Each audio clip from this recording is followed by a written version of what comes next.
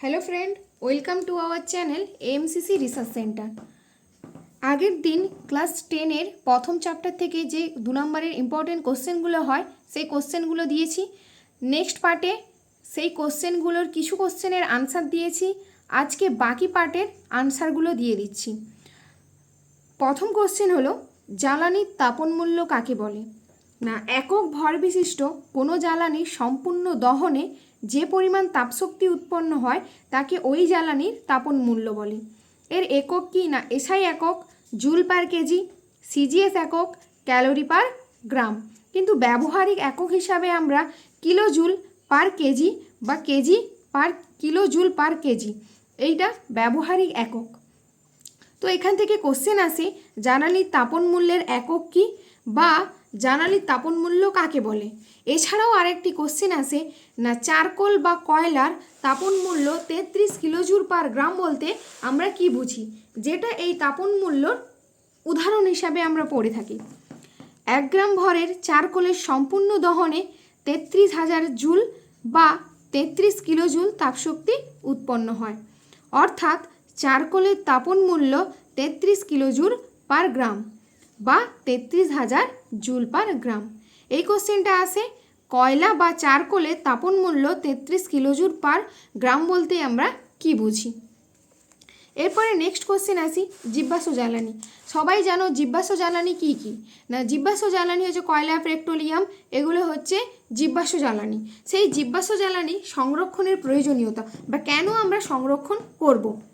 না, জীবাশ্ম জ্বালানি মজুদ সীমিত, অর্থাৎ একটি নির্দিষ্ট পরিমাণে জীবাশ্ম জ্বালানিগুলি পাওয়া যায়, তাই এটি নবীকরণযোগ্য নয়। নেক্সট, জনসংখ্যা বৃদ্ধি ও সভ্যতার অগ্রগতির ফলে বর্তমানে অত্যাধিক জীবাশ্ম জ্বালানির ব্যবহার করলে এর মজুদ শেষ হয়ে যাবে। 3, জীবাশ্ম জ্বালানির অধিকতর ব্যবহারে উৎপন্ন গ্রিনহাউস গ্যাস বিশ্ব উষ্ণায়ন ঘটাবে। 4, কিছু পরিমাণ জীবাশ্ম জ্বালানির মজুদ রাখা প্রয়োজন, যাতে সীমিত ব্যবহারের দ্বারা কিছু সময় পাওয়া যায় বিকল্প নবীকরণযোগ্য শক্তি ব্যবহারে উন্নতর বাণিজ্যিক পদ্ধতি উদ্ভাবনের জন্য। তো এই 4টে পয়েন্ট হলো জীবাশ্ম জ্বালানি সংরক্ষণের প্রয়োজনীয়তা, ভালো করে রাখবে। নেক্সট কোশ্চেন, স্থিতিশীল উন্নয়ন কাকে বলে বা স্থিতিশীল উন্নয়নের লক্ষ্যগুলি কী কী? স্থিতিশীল উন্নয়ন কাকে বলে আমরা একটু জেনে নিই। না, যে উন্নয়নমূলক কর্মসূচি গ্রহণের মাধ্যমে প্রাকৃতিক সম্পদের পরিমিত ও যথাযথ ব্যবহার এবং পরিবেশ বান্ধব প্রযুক্তি বা কৌশল সুদক্ষ প্রয়োগের মাধ্যমে বর্তমান জীবযাত্রার মনোনয়ন ও ভবিষ্যৎ প্রজন্মের জন্য প্রাকৃতিক সম্পদকে সুরক্ষিত করে মানবজাতির সার্বিক উন্নয়ন করা যায়, তাকে বলা হয় স্থিতিশীল উন্নয়ন। এর লক্ষ্যগুলি কী কী? না, এর লক্ষ্যগুলি হলো ভবিষ্যৎ প্রজন্মের নিজস্ব চাহিদা মেটানোর সামর্থ্যকে ব্যবহৃত না করে বর্তমান প্রজন্মের চাহিদা পূরণ করা, উন্নত প্রযুক্তি ব্যবহার করে শিল্প কলকারখানা, যানবাহনের ইঞ্জিনের কর্মদক্ষতা বৃদ্ধি করা। নেক্সট পয়েন্ট কি?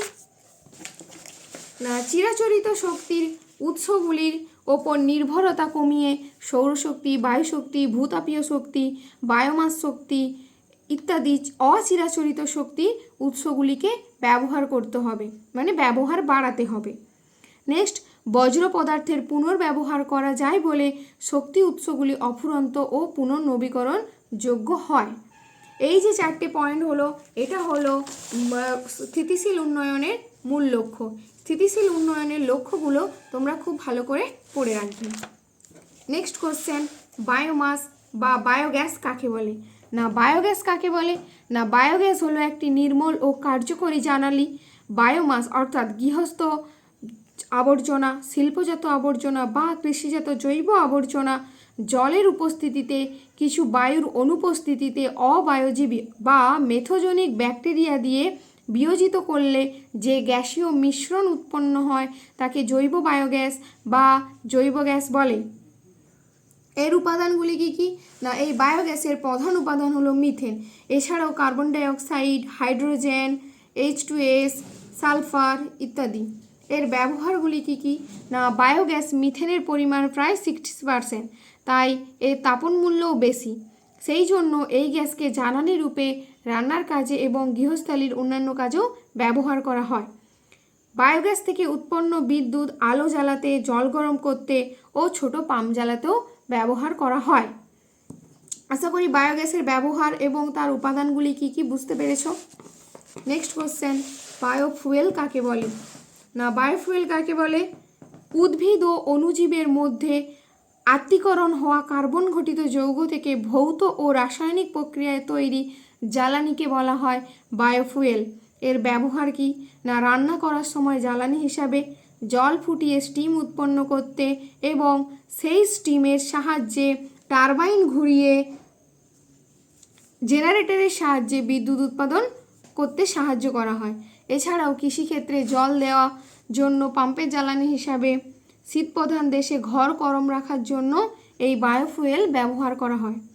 নেক্সট কোশ্চেন, পাওয়ার অ্যালকোহল কি বা এর উপাদানগুলি কি কি? না, পাওয়ার অ্যালকোহল হলো আসলে ইথাইল অ্যালকোহল ও পেট্রোল এবং খুব সামান্য পরিমাণে বেনজিনের মিশ্রণ। পেট্রোলের ভাণ্ডার খুবই সীমিত। এমন দেশগুলিতে গাড়ির ইঞ্জিনের পাওয়ার বা ক্ষমতা বাড়ানোর জন্য এই মিশ্রণটিকে ব্যবহার করা হয়। এই মিশ্রণ বলতে এখানে এই ইথাইল অ্যালকোহল, পেট্রোল এবং সামান্য পরিমাণে বেনজিন। এই কারণে একে বলা হয় পাওয়ার অ্যালকোহল। তাহলে এর উপাদানগুলো স্বাভাবিকভাবেই হবে পেট্রোল, ইথানল আর হচ্ছে সামান্য পরিমাণ বেনজিন। এবার আসি মিথেন হাইড্রেট। মিথেন হাইড্রেট কাকে বলে?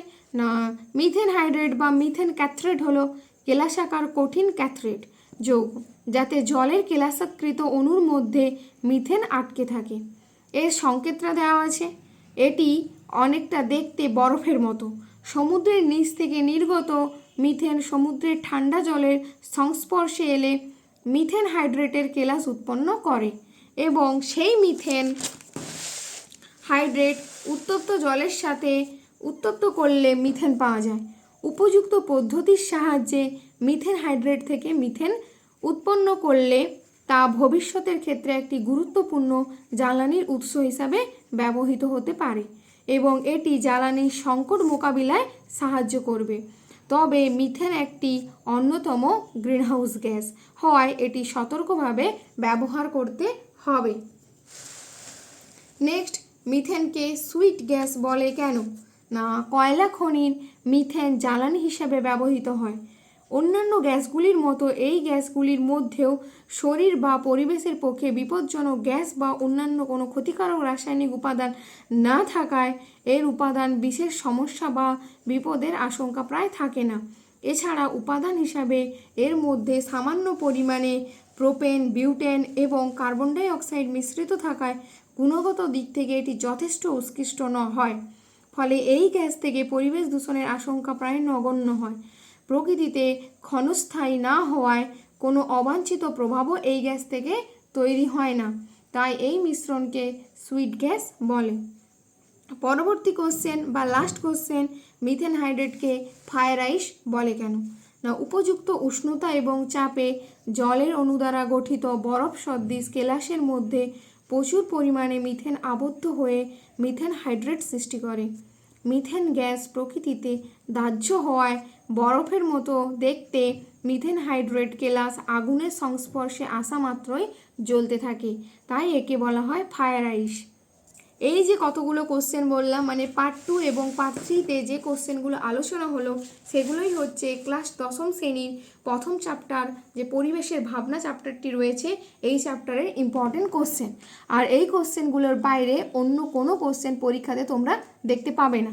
যদি তোমরা কেউ এই কোশ্চেনগুলোও করে নেও ভালো করে, তাহলে তোমাদেরকে এই চ্যাপ্টার থেকে অন্য কোনো কোশ্চেন করার প্রয়োজন নেই। আশা করি ভিডিওটি ভালো লাগবে। যদি ভিডিওটি ভালো লাগে লাইক, শেয়ার, কমেন্ট করতে ভুলবে না।